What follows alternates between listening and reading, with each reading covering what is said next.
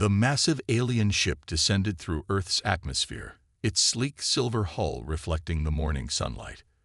It was 3 times larger than anything humans had ever built, and it moved with impossible grace for its size.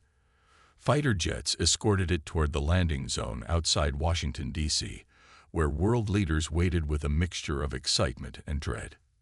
Commander Jack Miller stood at attention, feeling sweat trickle down his back, despite the cool October air. As head of North American space defense, he had been chosen to lead this greeting party. Next to him, Dr. Susan Taylor fidgeted with her translator device, her eyes never leaving the approaching vessel. "Stop fidgeting," Jack whispered. "We're making history here." "I'm not worried about making history," Susan replied. "I'm worried about becoming it." The ship landed without a sound, settling onto the massive concrete pad as if it weighed nothing. For 30 seconds, nothing happened. Then a seam appeared in the smooth hull, widening into a doorway. A ramp extended to the ground. Ambassador Zerktal of the Galactic Council emerged, flanked by 2 guards. The alien stood 7 feet tall, with iridescent blue skin and 4 arms. Its large eyes swept over the human delegation, pausing briefly on Jack.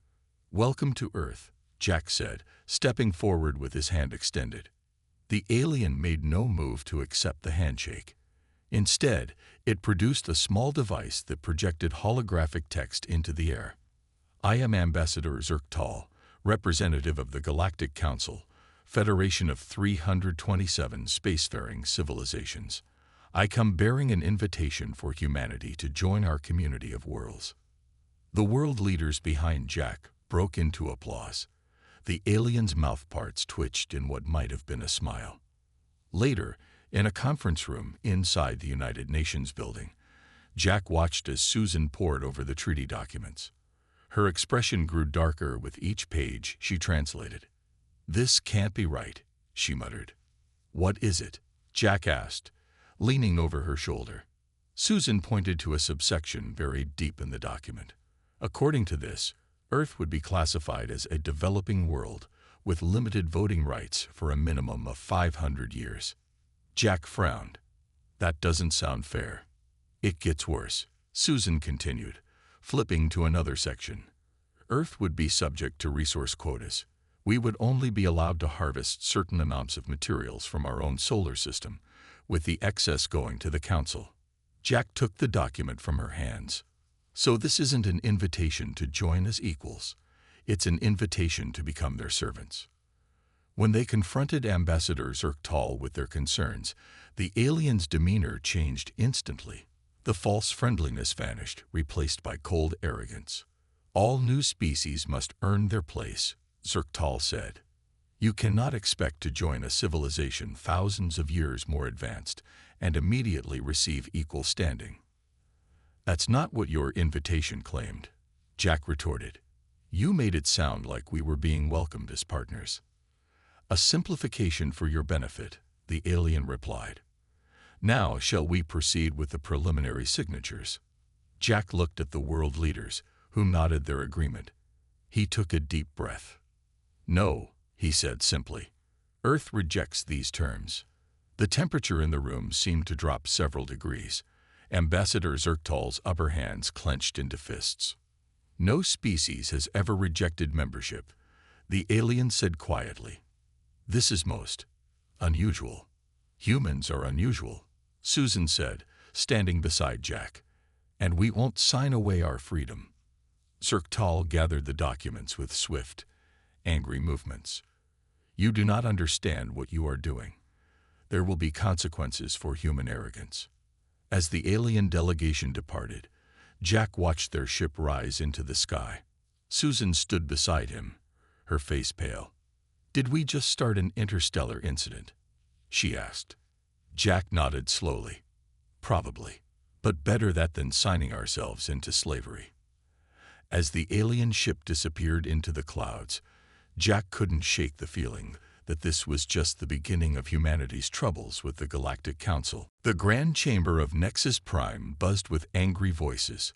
Hundreds of alien delegates from across the galaxy filled the tiered seats, Their attention focused on the central platform, where High Chancellor Kirixov struggled to maintain order. Silence. The Chancellor's voice boomed through the chamber, amplified by hidden speakers. The 7-foot-tall insectoid tapped his ceremonial staff against the floor. This emergency session of the Galactic Council will come to order. The room gradually quieted. Councillor Vereen, a slender humanoid with pale green skin, rose from her seat. Esteemed colleagues, she began, her voice gentle but firm. We must approach this situation with calm. Humans are a young species. Their reaction, while unusual, is not entirely unexpected. Ambassador Zerktal hissed from his position near the Chancellor. Their rejection is an insult to this council. They show no respect for our 10,000 years of civilization. Perhaps, Vereen countered, we should consider revising our standard terms for new members. The humans may have a point about. The terms are not negotiable. Chancellor Kirixov interrupted. All species must earn their place among us. Humans must learn their position in the galactic order. The chamber doors suddenly opened. A murmur swept through the assembly as 2 humans entered, escorted by council guards. The man wore a crisp blue uniform with gold trim. The woman beside him was dressed in a simple dark suit. Chancellor, announced one of the guards, I present Admiral Greg Peterson and Dr. Linda Ross, representatives of Earth. Greg strode confidently toward the central platform, his back straight and his eyes forward. Linda followed, carefully observing the alien delegates as they passed. You have no speaking rights in this chamber, the Chancellor said coldly. You are here to listen to the Council's decision regarding Earth's rejection of our generous offer. Greg smiled thinly. With respect, Chancellor, we're not here to listen. We're here to negotiate. A wave of shocked whispers spread through the chamber. No new species had ever demanded to negotiate with the Council. Linda stepped forward, her voice clear and strong. Earth proposes a new type of membership, equal voting rights from the beginning. No resource quotas, recognition of our full sovereignty over Sol's system. The Chancellor's compound eyes narrowed. Primitives, he said quietly, who don't understand their place. We understand perfectly, Greg replied. That's why we're here. Hours later, Greg and Linda sat alone in a small chamber, waiting while the council deliberated. Linda tapped rapidly on her tablet. How long do you think they'll keep us waiting? Greg asked. As long as they think it will take to break our resolve, Linda replied without looking up. It's a power play. The door slid open. A tall, thin alien with delicate features and silvery skin entered. Neither human recognized the species. I am Krell, delegate of Arcturus, the alien said softly. I come to warn you. Some council factions are already preparing economic sanctions against Earth. They plan to blockade your system. Greg frowned. Why are you telling us this? Krell's large eyes blinked slowly. Because many younger species like mine suffer under the current system. Your defiance has created possibilities. Linda studied the alien carefully. You're risking a lot by talking to us. Yes, Krell agreed. But some risks are necessary for change. After Krell departed, Greg paced the small room. We need to warn Earth immediately. If they're planning a blockade, Linda said, it means they're scared. We have leverage. Or they're just arrogant, Greg countered. Either way, Linda said, humanity won't back down. The council reconvened 2 hours later. Greg and Linda stood before the assembled delegates, waiting for the Chancellor's pronouncement. The Galactic Council has considered Earth's proposal, Kirixov said, disgust evident in his voice. It is rejected. Earth will accept our original terms or face isolation from galactic civilization. Greg looked up at the tiers of alien faces. Some seemed uncomfortable, others smug. He took a deep breath.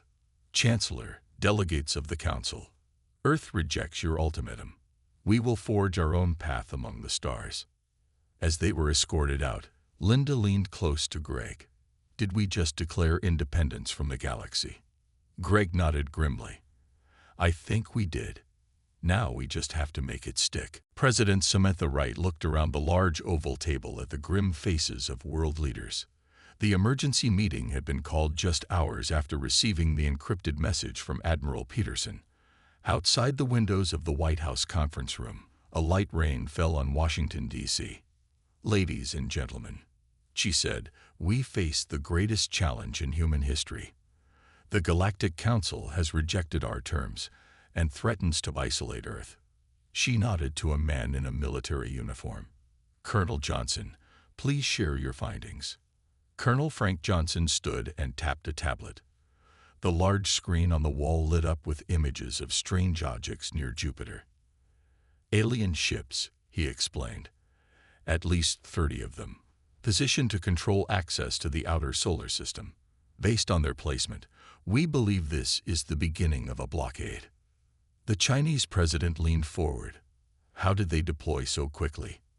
Frank shook his head. "They were already there, sir. They just stopped hiding." Murmurs of alarm spread around the table. Samantha raised her hand for quiet. "We have a choice to make," she said. "We can give in to the Council's demands and become second-class citizens of the galaxy, or we can stand our ground." The room fell silent. Then the German Chancellor spoke up. "For once, Earth's nations must stand together. This is not about American interests or European interests. This is about human interests." One by one, the world leaders nodded in agreement. Samantha felt a weight lift from her shoulders. She had feared division would weaken them. "Then I propose the Terra Accord," she said, sliding tablets toward each leader. "A united Earth response to this threat." As the leaders reviewed the document, the door opened. A man in rumpled clothes hurried in, followed by a woman in a sharp business suit. Samantha recognized them as Paul Davis, the eccentric engineer, and Lisa Garcia, director of the newly formed Global Intelligence Division. "Madam President," Lisa said, "we have critical information that can't wait." Paul stepped forward nervously. "I've been working on something I kept hidden from our alien visitors." He tapped his own tablet, and the screen changed to show technical diagrams. "It's a new propulsion system, faster than anything the Council has shown us." The Russian president squinted at the screen. "You hid this technology. On whose authority?" "Mine," Lisa cut in. "Because of this." She changed the display again, showing satellite images of various moons around Jupiter and Saturn. Red circles highlighted unusual structures. "These are mining operations. Council members have been harvesting resources from our system for decades without our knowledge or consent." Shock rippled through the room. The Japanese Prime Minister stood up. "They steal from us, then offer us membership with resource quotas on our own system." "Exactly," Lisa said. "But there's more. The data from these operations suggests their technology isn't as advanced as they claim. Not in all areas." Samantha looked at Paul. "And your propulsion system?" "It works," he said simply. "We've been testing prototypes in secret for the past year. It's how we discovered their mining operations." The room erupted in excited conversation. Samantha slammed her hand on the table. "This changes everything," she said. "We're not helpless." 3 hours later, the Terra Accord was signed by every nation on Earth. For the first time in history, humanity stood truly united. In the hallway afterward, Frank approached Samantha. "Madam President, Admiral Peterson and Dr. Ross are returning from Nexus Prime. They'll arrive in 12 hours. "Good," she replied. "Tell them we're sending them back with our answer." "Which is?" Samantha's expression hardened. "Earth belongs to humans, and we're prepared to prove it." As night fell over Washington, lights burned in every government building. In factories and laboratories across the globe, classified projects suddenly received unlimited funding. Humanity was preparing for a confrontation no one had anticipated just days before. The sleeping giant had awakened. Ambassador Diane Martinez stood alone at the center of the Galactic Council chamber. Unlike the previous human representatives, she wore no uniform, just a simple gray suit. Her calm demeanor gave no hint of the nervousness she felt facing hundreds of alien delegates. "Esteemed members of the Galactic Council," she began, her voice steady, "I bring Earth's response to your ultimatum." High Chancellor Kirexoth leaned forward on his elevated platform. "You have kept us waiting 3 Earth weeks, Ambassador. The Council expects you to announce your acceptance of our terms." Diane smiled slightly. "Then the Council will be disappointed." She tapped her wrist device, and holographic images appeared around her. They showed alien mining operations on Europa, Ganymede, Titan, and other moons of the outer planets. "For 50 years, Council members have extracted resources from our solar system without permission," she said. "Earth demands immediate reparations for these thefts." The chamber erupted in angry shouts and denials. Councillor Vereen watched with wide eyes, while Ambassador Zerktal hissed in fury. Furthermore, Diane continued when the noise subsided, "Earth demands recognition as a sovereign system with full rights. We will not accept second-class status." Chancellor Kirexoth slammed his staff down. "This is outrageous. How dare you make demands of this council?" "The same way you dared to steal from us," Diane replied calmly. "If these terms are unacceptable, Earth is prepared to defend its interests." As the council dissolved into chaos, Diane noticed several delegates from smaller species watching her with interest rather than anger. Perhaps Earth wasn't as alone as the council wanted them to believe. 2 days later, in a private chamber on Nexus Prime, Diane met secretly with delegates from 5 smaller council species. A reptilian being named Sleth spoke for the group. "Your defiance has created ripples, human," Sleth said. "Many of us were brought into the council under similar terms to those offered Earth. We have waited centuries for full rights that never came." "Then perhaps it's time for change," Diane suggested. The delegates exchanged glances. "The council does not change easily," said a crystalline entity that called itself Glimmer. "Those with power do not surrender it willingly." "What will Earth do?" asked a furry delegate named Perk. Diane chose her words carefully. "Earth will protect its sovereignty by any means necessary." Meanwhile, aboard the Earth ship Vigilant, Admiral Dan Brown received an urgent message from Earth Command. He called his officers to the bridge. "The Council has formally voted to implement a full blockade of the Sol system," he announced. "All human ships are to be turned back. All trade with Earth is forbidden." Commander Amy White frowned. "Sir, they already had ships in position. Why make it official now?" "Politics," Dan replied. The Chancellor needed to save face after Ambassador Martinez embarrassed them. He brought up a display showing the positions of Earth's newly revealed defense fleet. "Position our ships at these coordinates. We won't fire first, but we will not allow them to restrict our movement in our own system." Back on Nexus Prime, Chancellor Kirexoth met with the Council's inner circle. The 7 most powerful delegates sat around a small table. "The humans must be made an example of," the Chancellor insisted. "Their defiance threatens the very structure of the Council." "They are just one primitive species," said Delegate Moore, representing the trader worlds. "Why risk conflict?" "Because others are watching," the Chancellor replied. "Already, the Arctarians, the Plix, and the Zentari have expressed sympathy for the human position." Ambassador Zerktal nodded. "The infection spreads. It must be stopped." "Then we are agreed," the Chancellor said. "The blockade continues, and we prepare more persuasive measures." Unknown to the inner circle, their conversation was being recorded by a tiny device planted by Krell, the Arctarian delegate. Within hours, the full recording reached Earth, transmitted through channels established by human diplomats with their new allies. As President Samantha Wright listened to the translation, her expression hardened. "So much for diplomacy," she said to her advisors. "Prepare for the next phase." The ice-covered moon of Europa glittered in the weak sunlight. Earth's mining base Alpha sat on the surface, a collection of domes and towers that housed 300 workers. For 6 months, they had been extracting rare minerals from beneath the moon's frozen crust. Captain Steve Russell stood on the bridge of the EDF Defiant, watching his sensor display with growing concern. 3 council ships approached the mining base, their weapon systems active. "They're hailing us, sir," reported Lieutenant Kelly Howard from her communication station. Steve nodded. On screen, a blue-skinned alien appeared on the main display. "Attention, human vessel. I am Enforcement Officer Draz of the Galactic Council. Your mining operation on this moon is now under Council control. Stand down and prepare to be boarded." Steve maintained a calm expression. "Officer Draz, this is Captain Steve Russell of Earth Defense Force. Europa is part of the Sol system, which belongs to Earth. Your presence here is unauthorized." The alien's face darkened to a deeper blue.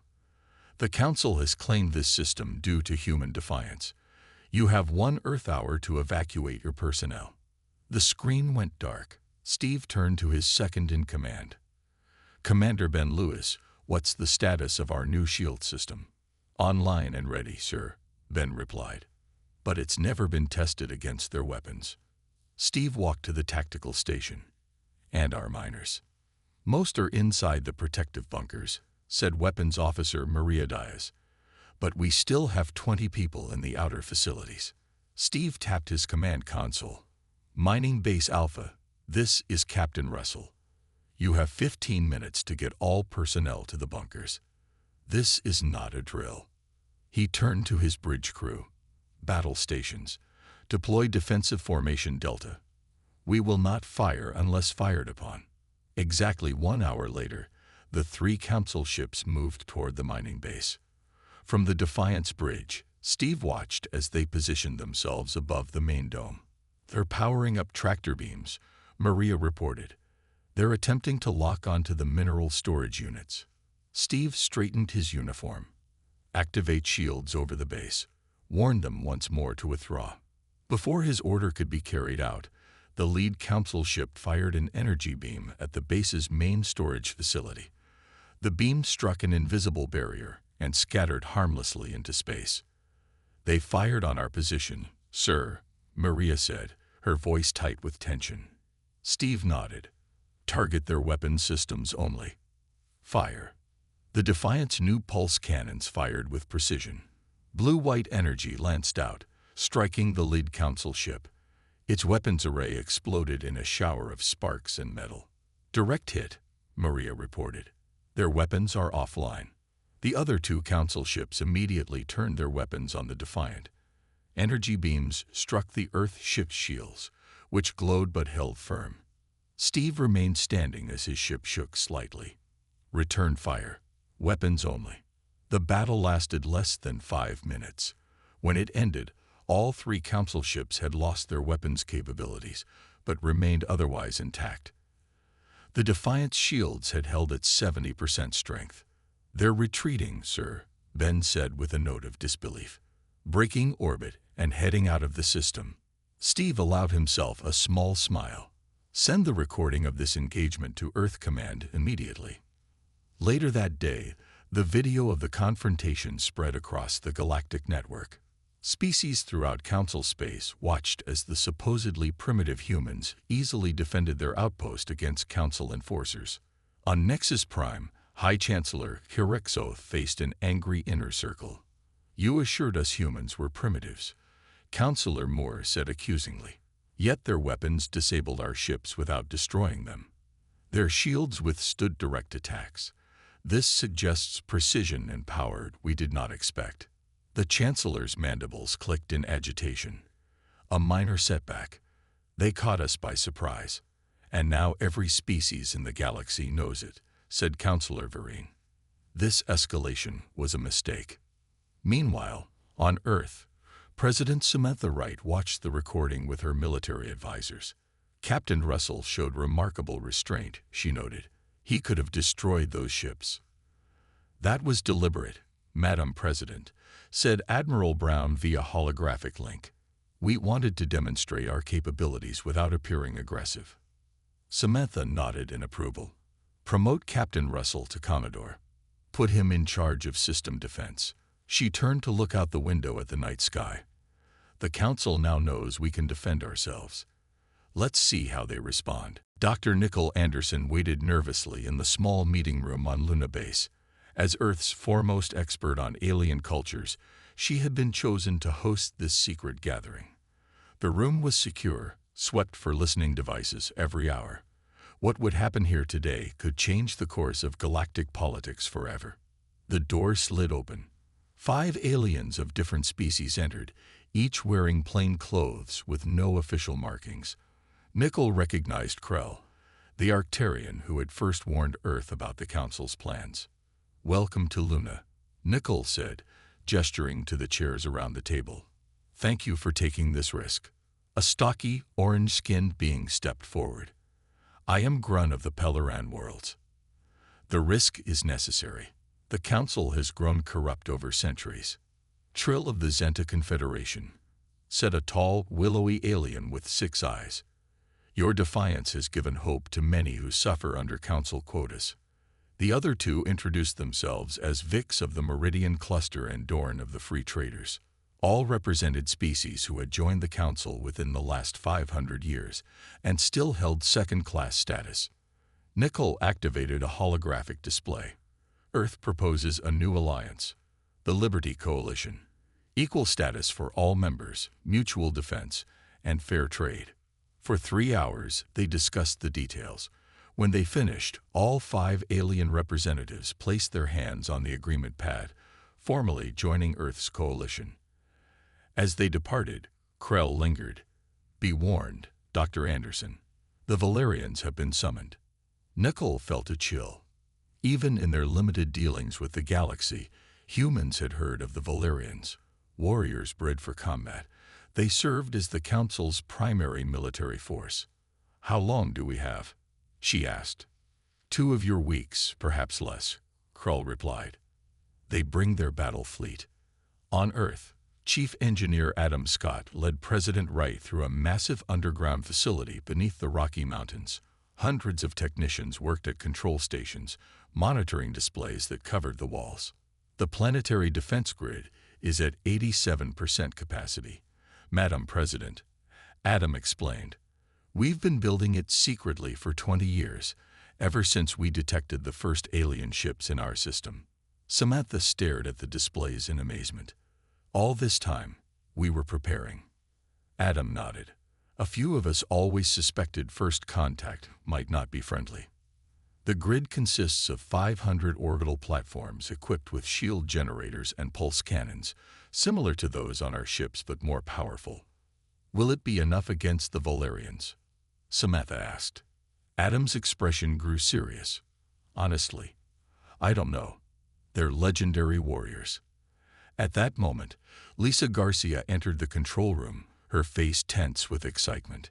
"Madam President, we've received an encrypted transmission from Counselor Vereen. She's broken with the inner circle and wants to help us." "What kind of help?" Samantha asked cautiously. "Technical specifications of Valerian warships," Lisa replied, "including classified weaknesses in their shield configurations." Adam's eyes widened. That could make all the difference. Meanwhile, aboard the Defiant, now serving as the flagship of Earth's defense fleet, Commodore Steve Russell reviewed the deployment of his forces. 20 ships, all equipped with the advanced technology that had proven so effective at Europa. "Message from Earth Command, sir," reported Kelly Howard. "All diplomatic channels with the Council have been officially closed." Steve nodded grimly. "Then war is coming. The Valerian fleet has entered the outer solar system." Commander Ben Lewis added, 50 warships at minimum. Steve studied the tactical display. His 20 ships against 50. Not good odds, even with their advanced technology. But the Valerians didn't know about the defense grid, or about Earth's new allies. "Send word to all ships," Steve ordered. "Prepare for battle positions around Earth, and transmit my personal message to War Master Dreknar of the Valerians." "What message, sir?" Kelly asked. Steve's expression was determined but calm. "Tell him that we regret this conflict, but Earth will never surrender its sovereignty. Tell him that we hope to avoid bloodshed, but we are prepared to defend our home." As the message was sent, Steve looked at the image of Earth on his view screen. Everything humanity had ever known or loved existed on that blue-green world, and he would do whatever it took to protect it. The Valerian fleet filled the view screen on the Defiance Bridge. 50 massive warships, each 3 times the size of Earth's largest vessel, arranged in a perfect attack formation. Their hulls were blood-red with black markings, designed to strike fear into their enemies. Commodore Steve Russell stood calmly, hands clasped behind his back. "Incoming transmission, sir," Kelly reported from her station. The screen changed to show a Valerian. His skin was pale gray with ridge-like scars covering his face, marks of honor in their culture. War Master Dreknar wore black armor and had eyes that seemed to burn with inner fire. "Humans," he said, his voice deep and harsh. "I am War Master Dreknar of the Valerian Empire, enforcer of Council will. Your defiance ends today." Steve maintained eye contact with the fearsome alien. "War Master, we have no quarrel with the Valerians. This conflict can be resolved without bloodshed." Dreknar's laugh was like stones grinding together. "There is always bloodshed when the Valerians are called. Your choices are simple. Surrender all military assets and accept Council authority, or be destroyed." Before Steve could respond, Lisa Garcia appeared in a small window on his private display. "Commodore, we're ready with the broadcast. President Wright has given the go-ahead." Steve nodded slightly. "War Master, before you make good on your threat, I suggest you watch this transmission. We're broadcasting it to your entire fleet and to all connected systems in Council space." He signaled to Kelly, who activated the broadcast Lisa had prepared. The transmission contained all the evidence Earth had gathered about Council corruption, secret mining operations, and the suppression of smaller species. It included recordings of inner circle meetings where they openly discussed keeping newer species in perpetual second-class status. "This broadcast contains truth, not propaganda," Steve said to Dreknar. "The Council you serve has betrayed its own principles." The War Master's expression didn't change, but Steve noticed a flicker of something in his eyes. "Deception changes nothing," Dreknar finally said. "Prepare for—" "Sir," Ben interrupted. "Multiple ships dropping out of faster-than-light travel behind us." Steve tensed, expecting reinforcements for the Valerians, but the tactical display showed ships of various designs, none of them Council models. "We're being hailed by the lead ship," Kelly said in surprise. A familiar face appeared on the screen. "Dr. Anderson to Commodore Russell. The Liberty Coalition stands with Earth." Steve couldn't hide his smile as he saw 12 ships form up alongside his fleet. Not enough to match the Valerians in numbers, but a powerful statement nonetheless. War Master Dreknar observed this development with narrowed eyes. "You have made allies quickly, humans. Impressive, but futile. We still outnumber you significantly." "Numbers aren't everything, War Master," Steve replied. "We hoped for peace, but we are prepared for war." As if on cue, Earth's planetary defense grid activated. Hundreds of platforms, previously invisible to sensors, powered up around the planet. For the first time, Dreknar looked uncertain. "What trickery is this?" "No trickery," Steve said. "Just preparation." The War Master studied his tactical displays, reassessing the situation. Then, to everyone's surprise, he laughed. It was a genuine sound, not the menacing noise from before. "Centuries have passed since anyone stood against a Valerian fleet," he said. "You have courage, humans. I respect that." The battle began without further words. Valerian ships surged forward, weapons firing. Earth ships and their allies scattered in a defensive pattern that confused the Valerians, who were used to enemies that either fled or formed predictable defensive formations. The space around Earth lit up with weapons fire. The Defiant shook under repeated hits, but its shields held. Steve's tactical officers had studied the weaknesses Counselor Vereen had provided, targeting the vulnerable sections of Valerian ships with precise strikes. 3 hours later, the impossible had happened. 7 Valerian ships had been disabled, and 3 more severely damaged. The Earth fleet had lost only 1 ship, its crew safely evacuated. The Liberty Coalition allies had proved their worth, using unorthodox tactics that confused the disciplined Valerians. War Master Dreknar ordered his remaining ships to regroup at a safe distance. For the first time in living memory, a Valerian fleet had failed to achieve quick victory. As they retreated from Earth orbit, the message was clear to everyone watching across the galaxy. Humanity would not be easily conquered. The Great Chamber of the Galactic Council had never been so crowded. Every member species had sent representatives, and for the first time in Council history, non-member species were present as observers. News of the Valerian defeat had spread across the galaxy like wildfire. High Chancellor Hirixoth sat stiffly on his ceremonial chair, his compound eyes darting nervously around the room. The inner circle members flanked him, all except for Councillor Vereen, who had taken a seat among the regular delegates. The doors opened. A hush fell over the chamber as the human delegation entered, led by President Samantha Wright. She walked with confidence, wearing a simple blue suit rather than ceremonial robes like most delegates. Behind her came Admiral Greg Peterson, Dr. Linda Ross, and Ambassador Diane Martins. But what caused the most murmurs were those who followed. Representatives from the Liberty Coalition, including Krell, Grun, Trill, Vix, and Dorn.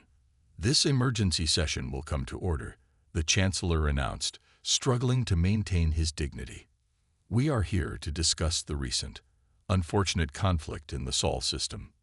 "We are here," Samantha corrected him as she reached the speaking platform, "to discuss the future of galactic governance." "You have no authority to dictate terms to this council," hissed Ambassador Zerktal. Samantha smiled. "We're not here to dictate. We're here to offer a choice." She activated a holographic display showing the current council charter, with key sections highlighted in red. "For thousands of years, this council has operated under a system that keeps power in the hands of the oldest member species," she said. "New members are forced to accept second-class status for centuries. Resources are unfairly distributed. This is not cooperation. This is imperialism." Angry shouts erupted from some delegates, but Samantha noticed many others nodding in agreement. "Humans reject this system," she continued when the noise subsided. "And we are not alone." Krull stepped forward. "The Arcturian worlds stand with Earth." One by one, the Liberty Coalition members declared their support. Then, to everyone's surprise, Councillor Vereen rose. "The Palisade worlds also stand with Earth," she announced. "It is time for change." What followed was unprecedented. Nearly half the council species, mostly those who had joined in the last 1,000 years, stood to declare support for the human position. The Chancellor slammed his staff repeatedly, trying to restore order. "This is treason. The council structure has maintained peace for 10,000 years. Has it?" Samantha asked quietly. "Or has it maintained power for a select few while exploiting the rest?" War Master Dreknar, present as the Valerian representative, rose from his seat. The chamber fell silent immediately. "For centuries, Valerians have enforced council will without question," he said, his voice carrying to every corner of the room. "But in the battle above Earth, I saw something rare, a people willing to die for their freedom, yet merciful in victory. Not once did they target our life support systems, though they clearly could have." He turned to face the Chancellor. "Perhaps it is time to listen." The next 12 hours saw intense debate and negotiation. When it ended, a new galactic charter had been drafted. It guaranteed equal representation for all member species, prohibited unauthorized resource extraction from any sovereign system, and created a new governing body with rotating leadership. The old council leaders tried desperately to maintain control, but a series of votes went against them. One by one, species aligned themselves with the new charter. The final session ended with President Wright and Councillor Vereen signing the document as co-founders of the new Galactic Assembly. Later, as Earth's delegation prepared to return home, Jack Miller and Susan Taylor stood at a viewport on the station orbiting Nexus Prime, watching the sun set over the alien world. "Did you ever imagine our refusal to sign those papers would lead to this?" Susan asked. Jack shook his head. "Not in my wildest dreams. But I guess that's humanity for you. Too stubborn to know when to quit." Susan smiled. That stubbornness just might have saved the galaxy from itself. As their ship departed for Earth, news of the new galactic assembly spread to every corner of known space. For the first time in 10,000 years, real change had come to the stars. And it had begun with a single word from humanity: no.